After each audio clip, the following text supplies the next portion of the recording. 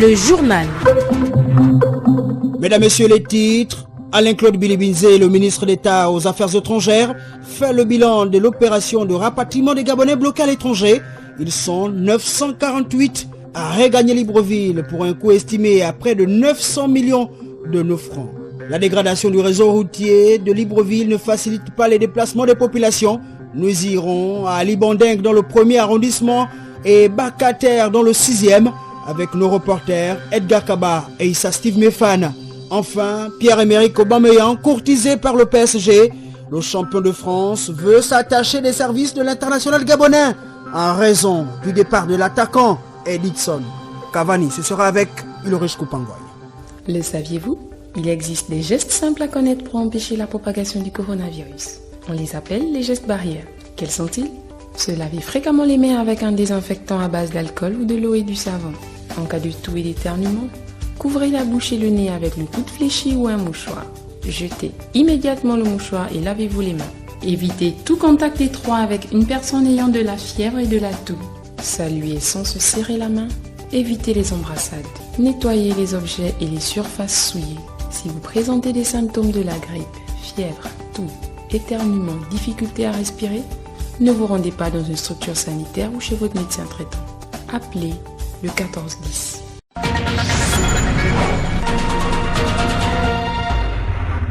Je suis Achille Mwanda Moussouti, bienvenue à tous. La deuxième phase de l'opération de rapatriement des Gabonais bloqués à l'étranger en raison de la fermeture des frontières consécutive à la propagation du Covid-19 vient de s'achever avec le retour des compatriotes restant en France. Si tous les recensés n'ont pas regagné Libreville, le ministre d'État en charge des Affaires étrangères assure que les personnes n'ayant pu embarquer seront prioritairement sur les prochains vols. Alain-Claude Bilibinzé a fait le point au cours d'une conférence de presse à Libreville. 948 compatriotes ont regagné Libreville pour un coût estimé à près de 900 millions de nos francs. Quels sont les compatriotes concernés et comment s'est fait le rapatriement? Les réponses dans ce compte-rendu signé Remoussavou de Santa Fe. Ministère des Affaires étrangères, ce mardi 26 mai, le patron du département éponyme dresse à la presse nationale et internationale le bilan des deux phases de l'opération de rapatriement des Gabonais bloqués à l'étranger. Suite à la mesure gouvernementale de fermeture des frontières terrestres, aériennes et maritimes. Cela pour freiner la chaîne de contamination à la Covid-19.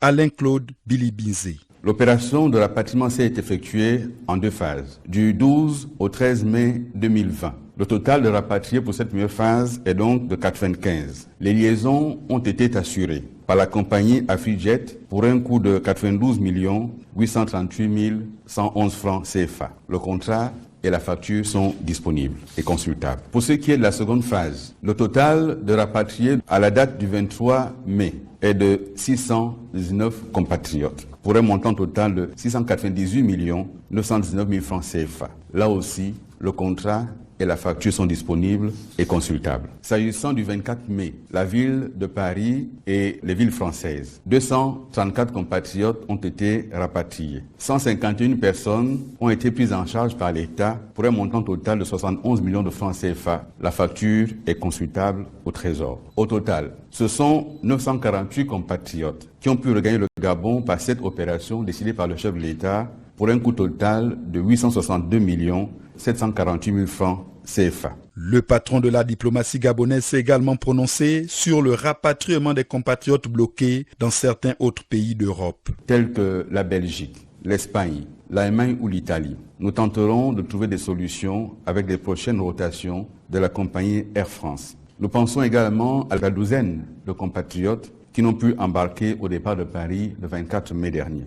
Nous déplorons de n'avoir pas pu ramener à la maison des compatriotes isolés dans des pays lointains ou difficiles d'accès. La Namibie, l'Inde, le Japon, la Suède, le Canada, les États-Unis et même le Nigeria à côté. Les 948 compatriotes rentrés de l'étranger ont tous effectué le test de dépistage à la Covid-19 à leur descente d'avion. Le patron de la diplomatie gabonaise s'est également expliqué sur le flou autour des billets des passagers embarqués à Paris récemment. Alain-Claude Bilibinzé.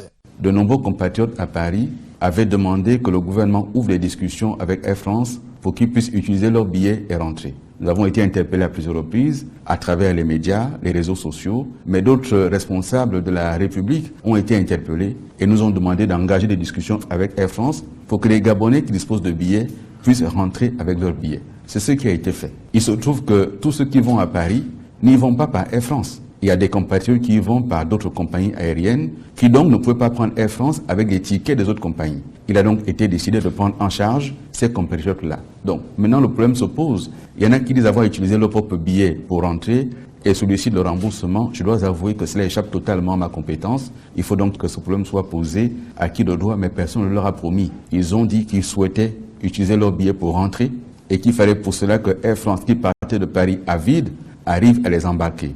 Nous sommes un peu surpris que ce débat se pose aujourd'hui. Il y a des compatriotes dont le nom était bien sur la liste, qui se sont présentés à l'aéroport et on leur a dit « votre nom existe, mais il n'y a pas de billet pour vous ». Mais encore une fois, l'État a payé le billet. Donc on veut comprendre pourquoi est-ce qu'une telle réponse a été faite. Il y a des compatriotes à qui Air France a d'abord envoyé le billet avant de l'annuler à la dernière minute. Là aussi, ce sont des cas de figure qui se sont présentés. Il y a des compatriotes à qui on a demandé de payer un complément parce qu'ils avaient un billet d'une autre compagnie. Ils n'avaient pas d'argent sur eux, ils n'ont donc pas pu payer. Il y a même des compatriotes pour qui l'ambassade, à travers le chancelier, voulait payer séance tenante. Et il leur a été répondu qu'on ne peut pas prendre d'argent liquide à l'aéroport.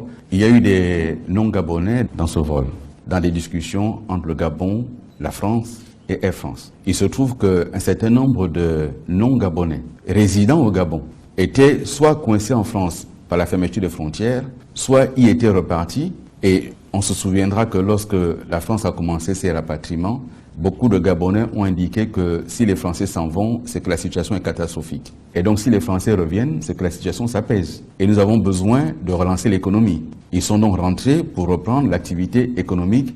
Quelques heures avant, le ministre d'État gabonais aux Affaires étrangères a réceptionné 9 tonnes de matériel médical offert par l'Agence française de développement. Une dotation destinée à la lutte contre la pandémie de Covid-19 remise par l'ambassadeur de France au Gabon, Philippe Autier. Nick Jocelyn Fouba. Du matériel médical pour combattre la Covid-19 qui frappe le monde, la France, partenaire traditionnel et stratégique du Gabon, a décidé d'apporter son soutien à un pays frère et un ami de longue date. Philippe Autier, ambassadeur de France au Gabon. 5 respirateurs, une cinquantaine de moniteurs, 4 appareils d'épuration extra-rénale et des équipements de protection individuelle, des EPI comme on dit, dont 20 000 masques, 30 000 surblouses et 1 000 lunettes de protection. Ce matériel s'inscrit dans le cadre du premier volet de notre projet d'aide sanitaire d'urgence contre le Covid-19, volet qui vise à équiper 60 unités de réanimation dans les hôpitaux civils et militaires de Libreville. Ces unités de réanimation sont nécessaires à la prise en charge des patients Covid positifs graves. Et certaines de ces unités de réanimation pourront être projetées afin de pouvoir, le cas échéant, venir en appui aux structures hospitalières gabonaises à l'intérieur du pays, en dehors de Libreville. Ainsi, pour soutenir les mesures prises par le gouvernement pour contrer la pandémie, l'Agence française de développement a injecté 5 millions d'euros, soit plus de 3 milliards de nos francs, dans le cadre du projet PASS 2. Ce projet PASS 2, et en l'occurrence PASS 2 Covid, fait, si vous me permettez, 5 millions d'euros, c'est-à-dire 3,2 milliards de francs CFA, et il répond au souhait de la France d'apporter son soutien au Gabon et de lui manifester sa solidarité face à la pandémie et via l'Agence française de développement. C'est une solidarité que nous voulons agissante, opérationnelle, au cœur du combat contre l'épidémie et dans le temps de celle-ci. Par conséquent, inévitablement, dans le temps de l'urgence. Pour autant, c'est une urgence qui n'exclut nullement l'ambition de consolider durablement le secteur de la santé au Gabon, puisque tout ce matériel, évidemment, survivra à la pandémie et que les formations que nous avons dispensées, pour l'essentiel maintenant, qui sont un investissement sur le moyen et long terme, par conséquent, qui durera. Cette coopération répond à l'urgence que revêt la lutte contre la Covid-19. Elle participe également du devoir de solidarité entre nations face à la pandémie au profit du continent africain. À cette occasion, le ministre d'État gabonais aux Affaires étrangères salue l'action de la France qui vient booster les relations de coopération avec notre pays. Alain-Claude Bilibinze au micro de Nick Jocelyn Fouba. Il s'agit en fait d'un projet qui est porté par le ministère de la Santé avec le soutien de l'Agence française de développement. C'est le projet DIPAS 2 qui en réalité intégrait la nécessité de mettre à niveau nos structures de santé et nos systèmes de santé. Et une partie de ce financement de 50 millions d'euros a donc été mobilisée en urgence afin d'acquérir ce matériel pour lutter contre la pandémie. Il s'agit donc d'un emprunt que nous avions engagé et dont une partie a servi précisément à ceci dans le cadre de la coopération et dans le cadre de cet emprunt entre l'État gabonais par le ministère de la Santé et l'Agence française de développement, donc la coopération française. C'est donc cet équipement que nous venons de recevoir, mais encore une fois, ceci rentre dans la vision globale portée par le chef de l'État et qui a déjà, à son niveau, pris un certain nombre d'initiatives et de dispositions pour équiper nos structures de santé, pour accompagner les populations gabonaises, et le laboratoire qui vient d'offrir au Gabon fait partie donc de ceci. Et d'autres éléments sont à venir. Donc nous tenons à saluer effectivement le fruit de cette coopération, tout comme d'autres coopérations que nous avons engagées. Et il est important que le partenaire traditionnel du Gabon, qui est la France, soit effectivement à nos côtés lorsque nous avons ces difficultés. Et comme nous l'avons rappelé, d'ailleurs tous les pays du monde, le Gabon n'oublie pas ceux qui sont à ses côtés dans les moments difficiles. Le ministre d'État gabonais en charge des affaires étrangères, Claude Bilibinze, prend part à un atelier virtuel de préparation des acteurs économiques à la résilience des États africains face à la crise du Covid-19. Ce webinaire international qui s'achève le 28 mai prochain a pour ambition de formuler des solutions immédiates et ciblées pour sauver le tissu économique des États africains, caractérisé par 89% des emplois dans l'informel, 70% dans le monde agricole et 90% des unités commerciales que sont des micro, petites et moyennes entreprises et petites et moyennes industries. Des grands acteurs de l'économie, de la finance internationale, de la politique et des négociations multilatérales ou de la société civile prennent part à cette rencontre virtuelle pour décrypter les réalités et les enjeux de cette crise sous l'angle économique mais également sociopolitique.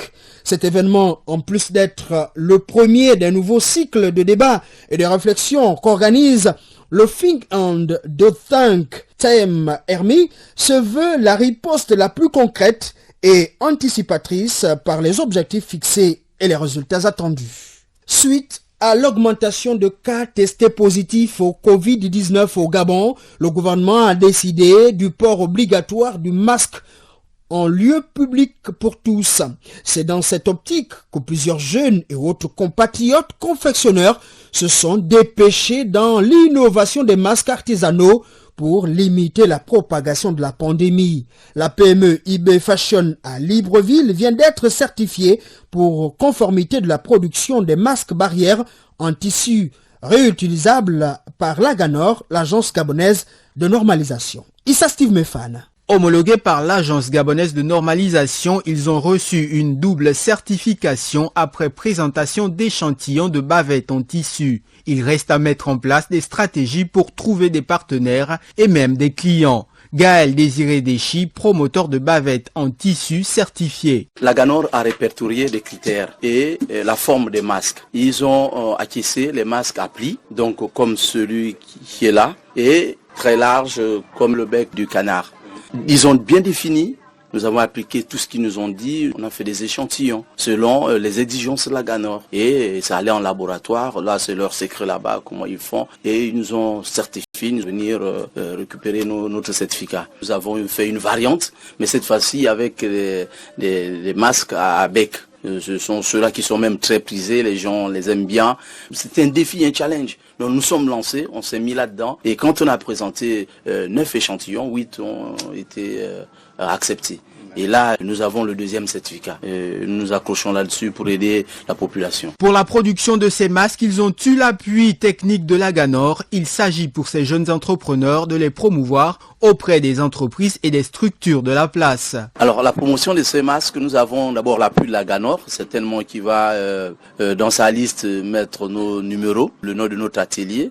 Sur Facebook, comme il l'avait dit. Et nous faisons aussi le one-to-one, nous parlons autour de nous, nous publions et les gens voient. Et nous allons aussi dans les entreprises, où j'ai fait des tours, présenter nos productions. Les défis demeurent dans la production quantitative et de qualité, non sans difficulté, dira Ibrahim Traoré, couturier, producteur de bavettes certifiées. La première chose, c'est de trouver des bons tissus en coton, et il faut aussi chercher des thermos. Concernant les difficultés, parfois on reçoit les commandes, mais il faut avoir une avance qui pourrait nous aider à payer des matériels et démarrer le travail. On peut livrer 200 masques par jour, parfois plus. Parfois on peut recevoir une commande à 13h, on nous demande de livrer à demain matin à 1000. C'est trop juste, il faut qu'on nous donne juste un peu de temps pour qu'on puisse bien organiser. L'expertise acquise, il reste à satisfaire la clientèle souvent exigeante dans la demande des précieuses bavettes permettant de freiner la propagation de la Covid-19.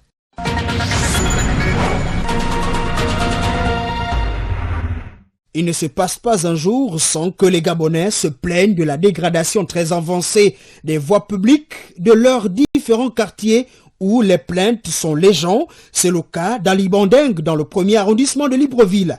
Notre reporter Issa Steve Mefan est allé mesurer la température auprès du chef de quartier. Reportage. Ce quartier d'Ali Bandeng a pour dénomination chez l'ancien chef à la pompe publique.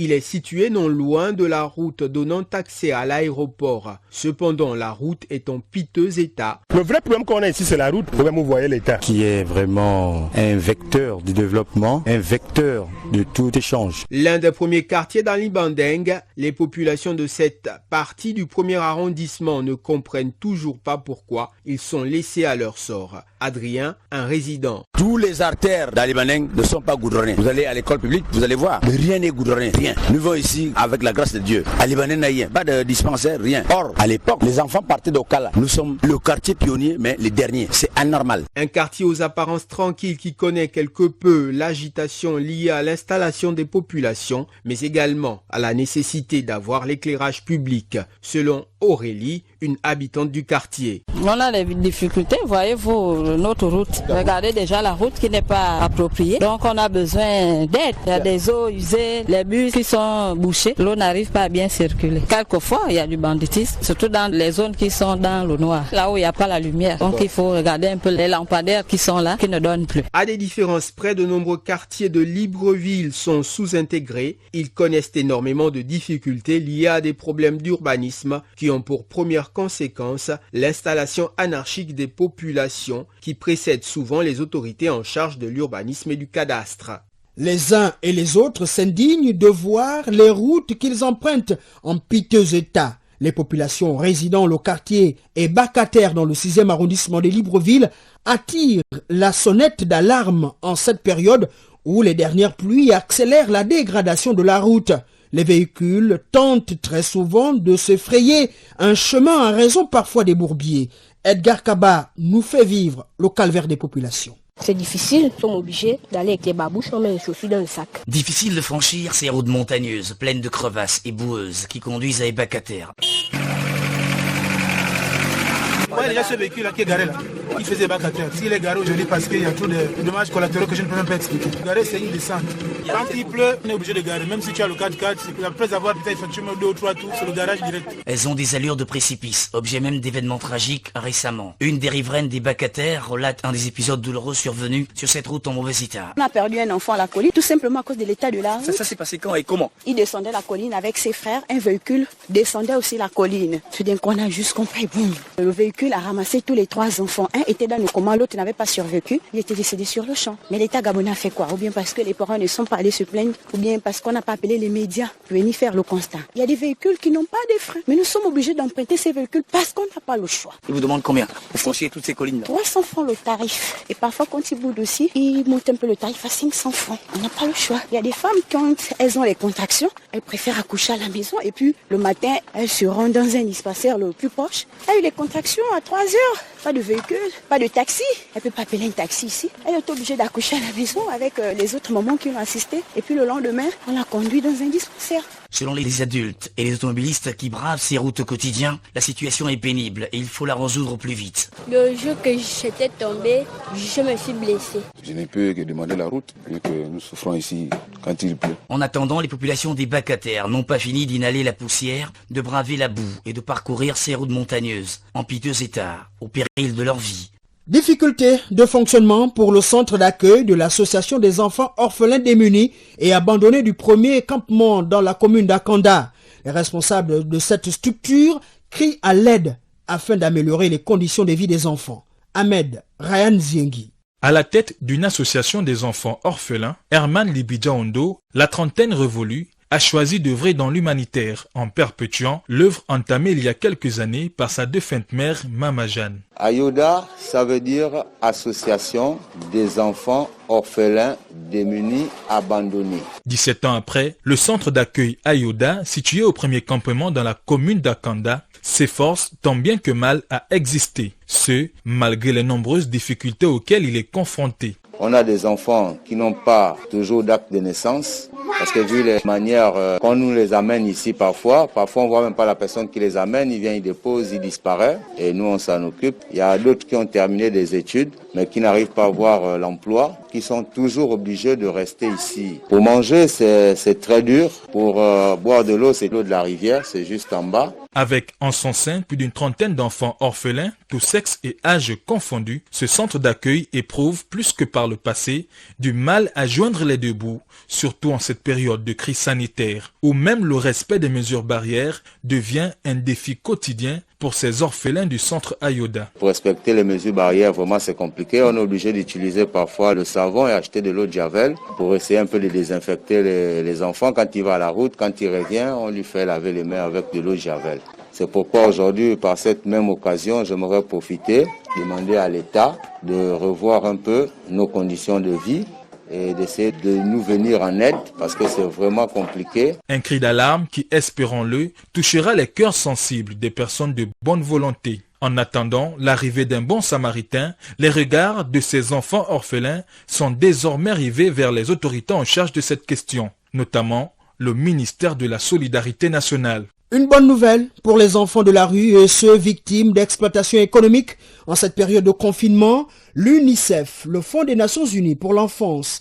vient d'offrir du matériel de prise en charge psychologique de ces derniers à l'association Arc-en-Ciel à Libreville. Roland Sylvani Ondem rapporte. La protection de l'enfant est un domaine complexe qui nécessite un appui continu et dans la durée d'importants moyens matériels et humains. Sylvie Ball, directrice de l'association Arc-en-Ciel. Actuellement, on a 30 enfants qui sont en interne et on s'occupe de 80 enfants au total. Donc on a des enfants qu'on suit à l'extérieur. C'est pour ça que pendant le confinement, on n'a pas reçu de nouveaux enfants parce que c'était mettre les autres en danger. Mais par contre, on a travaillé avec ceux à l'extérieur également, notamment par les kits alimentaires. On a reçu des matelas, notamment justement pour l'hygiène, pour pouvoir renouveler les matelas qui étaient plus bons. Donc ça va aider pour les enfants. Et puis, on a toutes les activités psychosociales qui continuent et qui reprennent progressivement. Le coronavirus a des apports négatifs et positifs. Landry Boudiongo,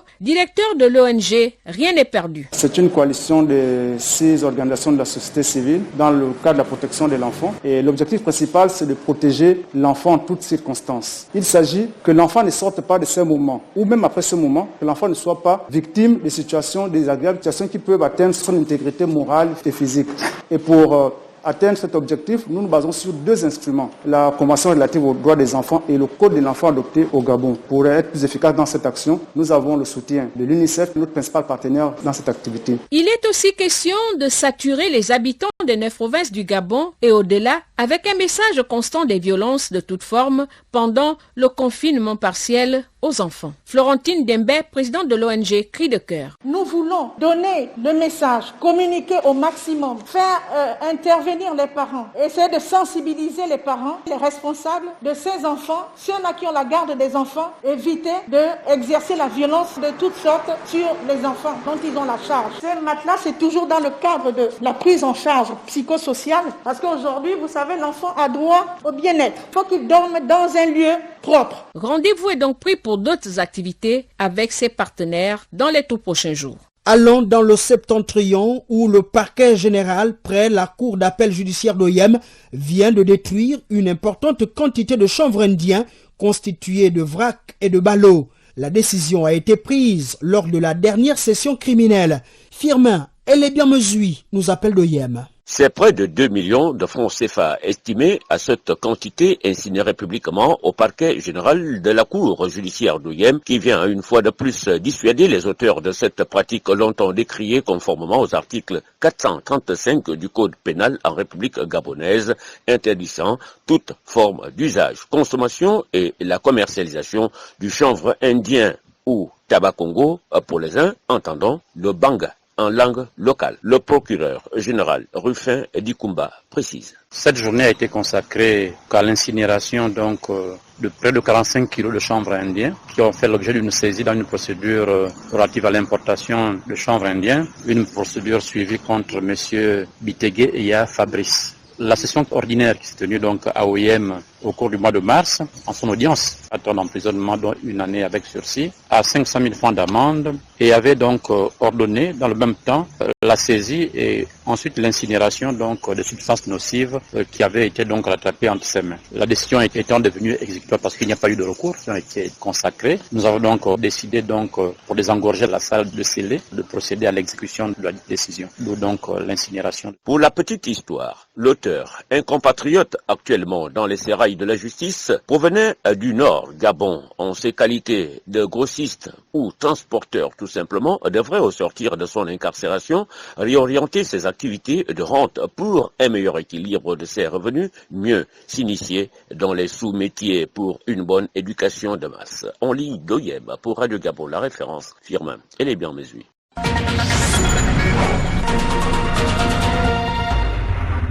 Le FPI, Front populaire ivoirien de l'ex-président Laurent Koudou-Gbagbo, vient de lancer à Abidjan l'opération Inondation électorale. Il s'agit d'une stratégie d'incitation des militants à s'inscrire massivement sur les listes électorales dans la perspective de la présidentielle et des législatives prévues dans 5 mois. Il faut dire que la présidentielle ivoirienne s'annonce tendue en raison d'un éventuel retour de Laurent Koudou-Gbagbo en liberté conditionnelle en Belgique. Il est acquitté en première instance de crimes contre l'humanité par la CPI et attend que la Cour statue sur l'appel du parquet qui a contesté le verdict. 2 candidats se sont déjà déclarés. Amadou Gon Coulibaly, le Premier ministre proche du président Ouattara, désigné en mars dernier par le parti au pouvoir, et Guillaume Soro, ex-allié du président ivoirien en exil en France, et fait face à plusieurs procédures judiciaires. En RDC, les locaux du parti de Joseph Kabila Kabange saccagés, une destruction attribuée à des militants de l'UPDS du président Félix Tshisekedi. Cette situation serait consécutive, selon les témoins cités par Radio Okapi, à la destitution du président par intérim de leur parti, Jean-Marc Kabounda, du poste de premier vice-président de l'Assemblée nationale. Les forces de l'ordre déployées sur les lieux ont tenté de disperser les manifestants à coups de gaz lacrymogène.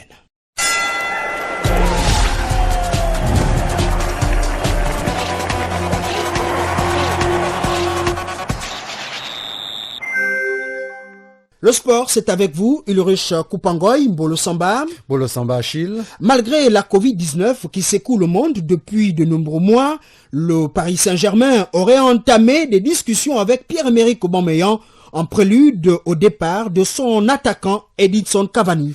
L'international gabonais aurait déjà engagé des négociations avec les dirigeants parisiens désireux de renforcer leur attaque la saison prochaine d'après le média Sky Sport. Sous contrat jusqu'en juin 2021 avec Arsenal, le capitaine des Panthères serait ravi d'évoluer aux côtés de Neymar et Kylian Mbappé, évalué à environ 40 millions d'euros.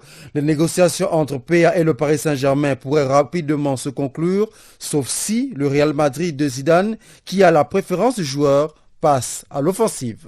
Retour au Gabon, allons à la découverte d'un centre de formation dénommé Jeunesse Star, créé récemment dans notre pays et qui se spécialise dans la formation des jeunes. En cette période difficile due à la pandémie du Covid-19, toutes les structures sportives sont fermées.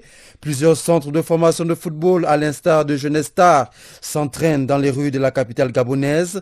Créée il y a 5 mois, cette structure est obligée d'entraîner ces jeunes dans des lieux inadaptés. Chivarol Mekumenkulu pour le reportage. Privés d'accès au stade depuis plusieurs semaines en raison de la crise sanitaire qui sévit dans notre pays, ces jeunes bambins et leurs coachs n'ont d'autre choix que de squatter une ruelle pour pouvoir s'entraîner. Cyril, coach de Jeunesse Star. À la maison, on n'a pas assez d'espace pour ces enfants-là, puisqu'on nous a interdit l'accès au stade. Donc du coup, les enfants se mettent un peu à toucher tout à la maison et puis c'est ennuyant qu'à chaque fois, il y a le ballon à la maison, ils tapent sur les assiettes, ça casse les assiettes. Donc on est obligé de les faire sortir un peu de la maison et trouver juste des petits couloirs un peu comme ça pour qu'eux puissent un peu s'épanouir et oublier un peu ces pandémies qui est en train de menacer le monde en ce moment. Un centre de formation Jeunesse Star que nous avons mis en place juste pour accompagner tous ces petits enfants qui veulent être joueurs professionnels demain. On a mis ces clubs sur pied, déjà de leur donner les premières bases du football. Âgé de 11 ans, plein de rêves en tête, le jeune Frédéric apprend chaque jour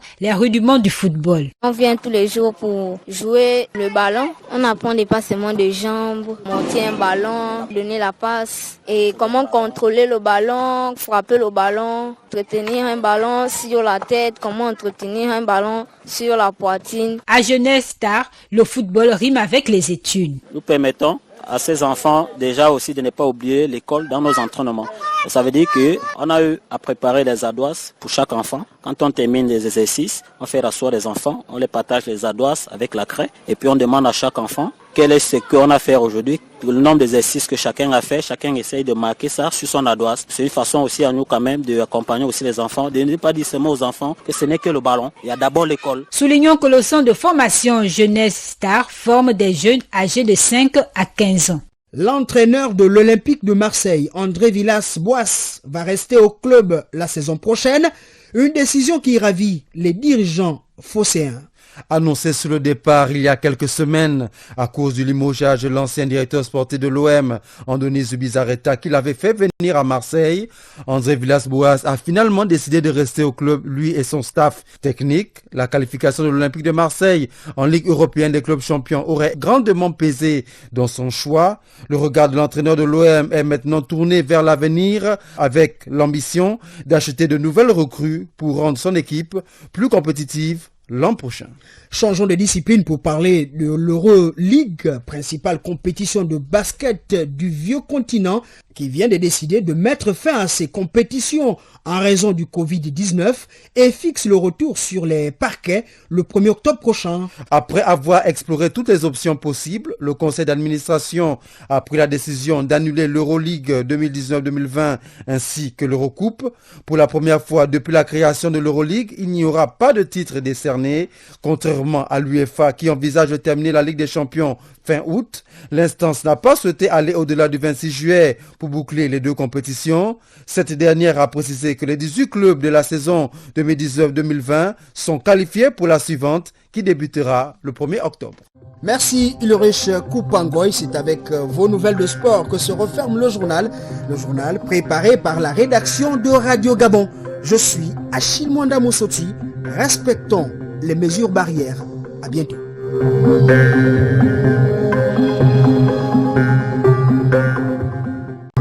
Vous êtes câblé sur Radio Gabon émettant de Libreville, 88.7, 96.5 FM. Où que vous soyez, nous sommes avec vous.